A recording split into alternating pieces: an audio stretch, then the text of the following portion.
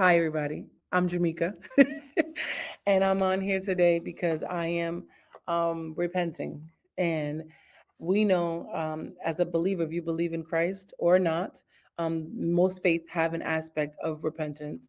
But I am repenting unto Jesus Christ. Um, and a piece of repentance that many times goes overlooked is turning. And me doing this video is my aspect of turning because I want to be held accountable. And I pray that it edifies somebody else because I can repent in private. I don't have to say it publicly to anybody. Scripture does tell us to confess our faults one to another that we may be healed.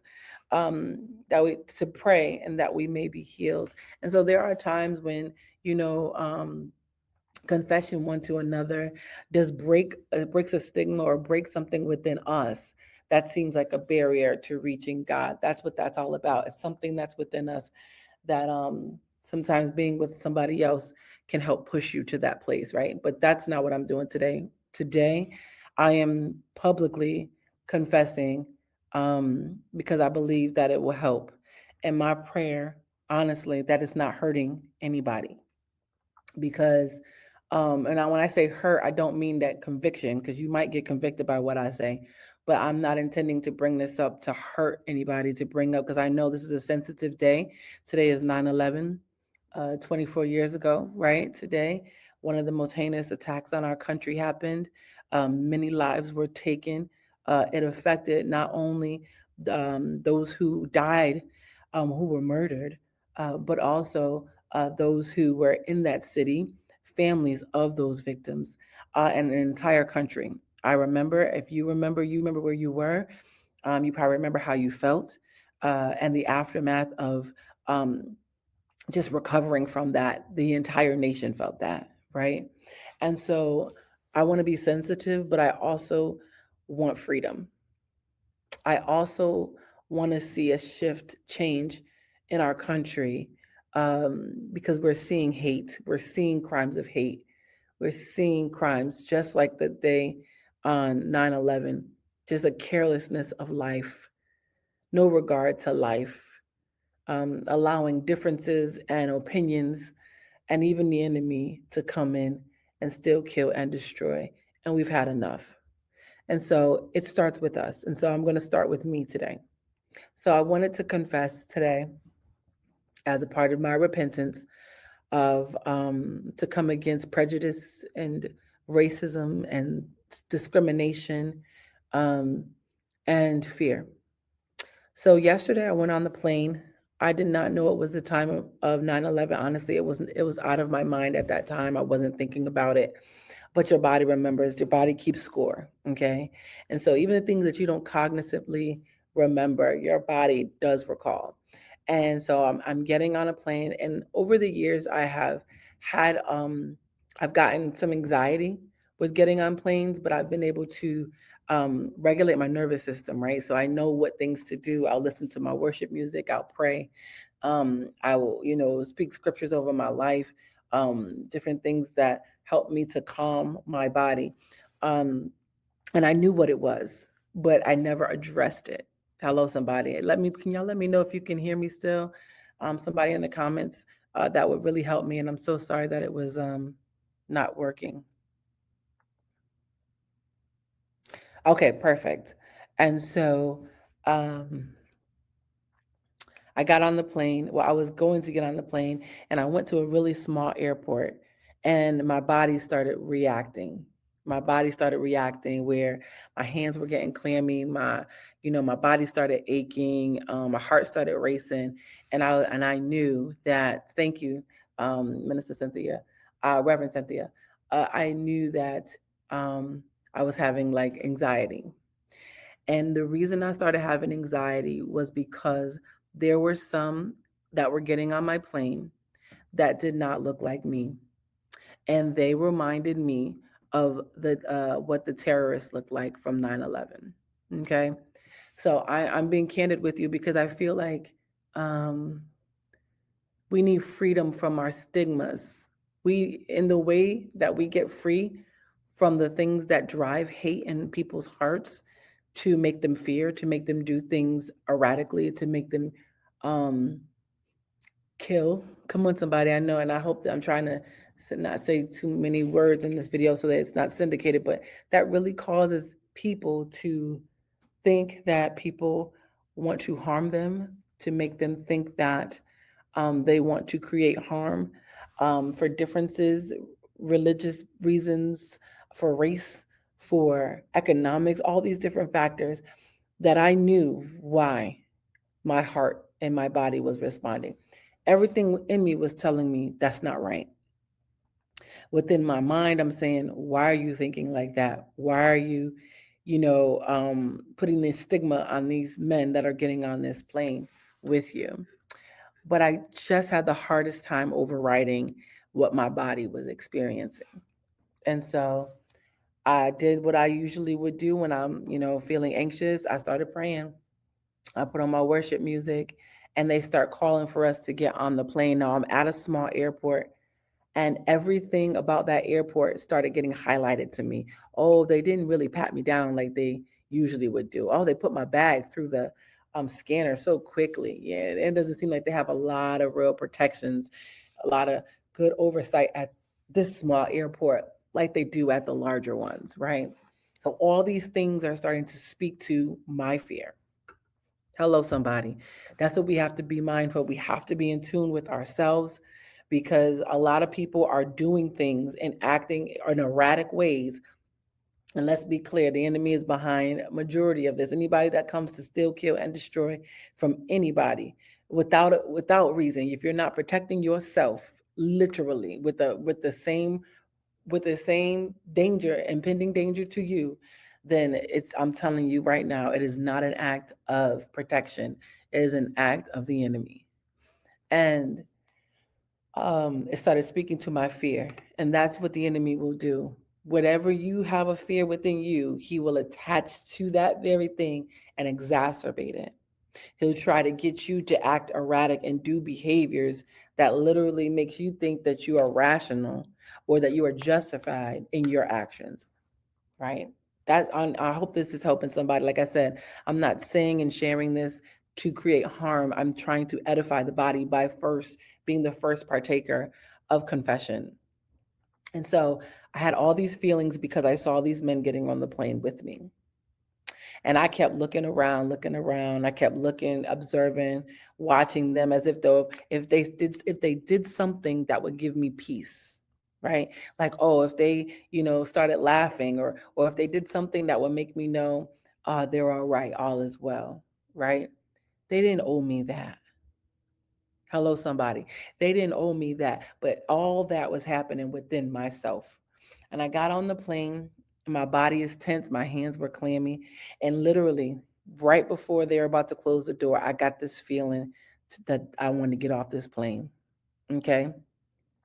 I got the feeling I got to get off this plane because these men are going to hurt us. Hello, somebody. And literally, right before I was going to put my hand on the seatbelt to get up, because I knew once they closed the doors, if I tried to ask them to get off the plane, it would be a problem. Okay. All this is going through my mind while I'm about to try to get back home. And I put my hand on the seatbelt, and just in that moment, I said, let me ask the Holy Spirit. Because remember, I did not ask God if this was a warning from him, because God will warn you. Holy Spirit will warn you of some stuff. I never asked him. I just simply made this rational decision based off of how I felt, what my body was telling me, what the thoughts that were going on in my mind. I was letting that lead me versus the Spirit of God. So in that moment, before I jumped up out of my seat, I said, Holy Spirit, I need you to tell me if what I'm experiencing is you, or if this is fear and other aspects that I need to overcome. And I did not get an answer audibly. I did not hear a word from the Holy Spirit, but my body immediately went into peace. My body immediately stopped trembling. My hands stopped being tense. My shoulders relaxed, and even my heart rate, it just almost immediately just kind of subsided. And I knew this is God. And so I took my hand off my seatbelt and I said, Lord, Whatever will come, what may, whatever will happen, will happen. But I'm going to trust you. And I put my headphones on and I laid my head back. And I don't even remember. I dozed off for a second. We were in the air. And then I looked around, and those very men that I was so concerned about was knocked out sleep. Right? Why am I saying this to you? The plane landed. I walked off that plane fine. Everybody on that plane walked off the plane fine. But I'm saying this to you that I noticed that I needed to repent. I noticed that something, a memory, vicarious trauma, had creeped into my life and made me fear a group of people because of 9/11. Are y'all hearing what I'm saying? That body of people did not harm anybody. And so we see this happening today in these times when someone does a thing, someone commits a crime, all of a sudden, everybody attached to that person, from what we can see, come on, somebody, their race, their ethnicity, their sexual orientation, all of a sudden, that whole body of people gets described with this crime. Enough. Enough. And so I said, and I can't be a hypocrite and say to someone else, we have to stop this hate. We have to stop the crimes against people. We have to stop hurting people, having a disregard for life, and then me, myself, not deal with my own biases. And one might say, oh, you're a Black woman, you're a woman of color. Yes, that had biases. Yes, that had racism, that had prejudices. That's what happened. Hello, somebody. And the way that we curb that, I believe, is to start with you first. I had to repent. I vocally repented to God for having that level of hate in my heart. Come on, somebody, for someone else. Who would think, as a Black woman, or sometimes people say we can't be racist. No, we can. Yep, we can. Because they say we're a marginalized people can never be racist. Only those who uh, have a privilege, who are empowered. I beg to differ, because I'm walking testimony of it, living testimony of it. I might not have hurt nobody. I might not have even thought of hurting anybody, but I was going to get off an entire flight because someone else was on it. Come on, somebody. Don't that sound like people who get on an entire bus and won't sit next to that person? Come on, somebody. That's wrong. It has to begin with us. Your own point, sis. Amen. So I just wanted to get on here and share that, because I realized this morning that this was the commemoration of 9/11, 24 years ago. And I thought how far I thought we've come, right, as a people. Um, but even in myself, in my own telling on myself, we haven't come as far as we think. And the media is going to flip, and even those that may be in charge will express a narrative that is their narrative, and not necessarily the truth, not necessarily a narrative that is looking to change and make our hearts different. But it's going to come from us. It's going to come from you. And so have that hard conversation with your neighbor. Have that hard conversation. That's how it starts to change, to reprogram our nervous systems. Have that hard conversation. People don't, you don't want to get on public transportation no more. We gotta rewrite our minds. Come on, somebody. We scared in our neighborhoods to walk the streets anymore. We gotta rewire our nervous systems. And we have to confess, I'm afraid, right? We have to confess, and you make me afraid. We have to speak those things, and to override it, we need new information, new knowledge. right? Have you ever, and I'm coming off of here, but have you ever, I've always, it seems like when people first have met me in life, I have had so many people say to me they didn't like me at first. They said, I didn't like you when I first met you. And I'd be like, why?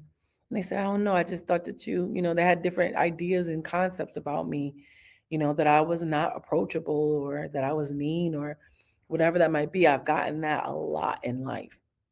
Not so much in the recent years, but I had gotten people saying that to me many times, new friendships that they didn't like me at first, but then they took an opportunity to get to know me. They allowed me into their space beyond their discomfort at first. They allowed me to be with me in order to know me and to break that thought of who they thought I was, right? And that's what we have to do today. Love thy neighbor as thyself. Jesus said the greatest commandment of all these commandments that he had given was love. And we got to put that into practice. I love y'all, and I just wanted to confess. And a part of my repentance is actually turning. And so I'm turning by changing that narrative and sharing my experience with you. How many of y'all got a similar experience? It might not be like mine, but you know that you have some things that you need to address within yourself. That doesn't breed love, that doesn't breed protection, and definitely doesn't breed community.